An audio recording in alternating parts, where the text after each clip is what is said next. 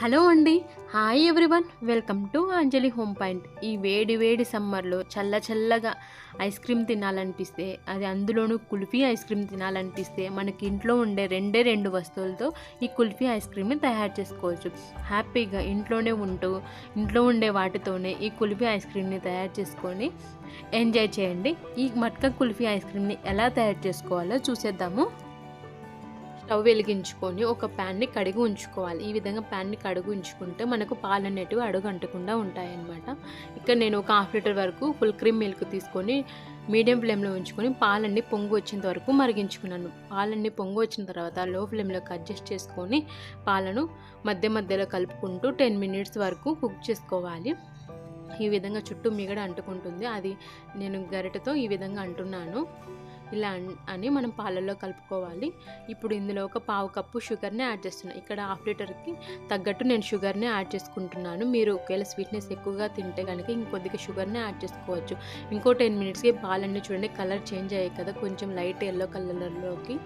ఇప్పుడు మీరు కుంకుమ పువ్వు ఉంటే కనుక అదైనా యాడ్ చేసుకోవచ్చు. నా దగ్గర లేదనేసి యాడ్ చేయలేదు. ఇంకా మీ దగ్గర మిల్క్ పౌడర్ ఉంటే అదైనా యాడ్ చేయొచ్చు. మిల్క్ పౌడర్ యాడ్ చేసి ఇంకా టేస్టీగా ఉంటుంది.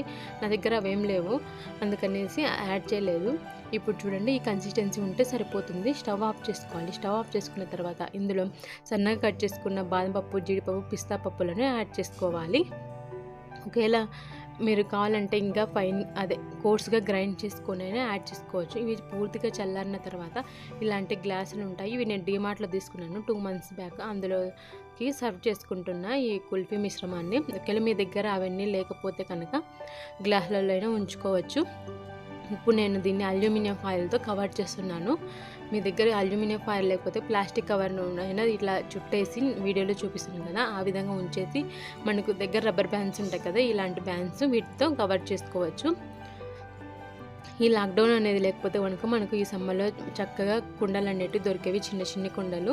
దానిలో చేసుకుంటే ఇంకా చాలా రుచిగా ఉంటుందండి ఈ మట్కా కుల్ఫీ అనేది. ఇప్పుడు నేను ఓవర్ నైట్ ఫ్రిడ్జ్లో ఉంచాను, డీప్ ఫ్రిడ్జ్లో.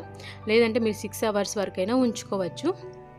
ఓవర్ నైట్ ఉంచాను. చూడండి ఐస్ అంతా చుట్టూ కుండకి అంతా ఎలా అయిందో. సో చూడండి, వావ్, మన కుల్ఫీ ఐస్ క్రీమ్ తయారైపోయింది. సో హ్యాపీగా ఎంజాయ్ చేయండి ఇంట్లోనే చేసుకొని, మనకి ఇంట్లో ఉండే వాటితోనే. సో చూడండి క్రీమీగా ఉంది. చూడండి టెక్స్చర్ అనేది కూడా మనం ఫుల్ క్రీమ్ యూజ్ చేసాం కాబట్టి చాలా రుచిగా ఉంటాయి. మామూలు పాల కంటే ఫుల్ క్రీమ్ మిల్క్ యూజ్ చేస్తే చాలా రుచిగా ఉంటుంది మట్కా కుల్ఫీ ఐస్ క్రీమ్ అనేది. సో ఈ ఐస్ క్రీమ్ని మీరు కూడా డెఫినెట్గా ట్రై చేయండి. మీకు ఎలా వచ్చిందో నాకు కామెంట్ చేసి తెలియజేయండి. ఐ హోప్ ఈ వీడియో మీకు అందరికీ యూజ్ అవుతుందని అనుకుంటున్నాను. Thanks for watching. మీకు కనుక ఈ వీడియో నచ్చినట్లయితే లైక్ చేయండి, షేర్ చేయండి. మరిన్ని వీడియోస్ కోసం మా ఛానల్ని సబ్స్క్రైబ్ చేసుకోండి.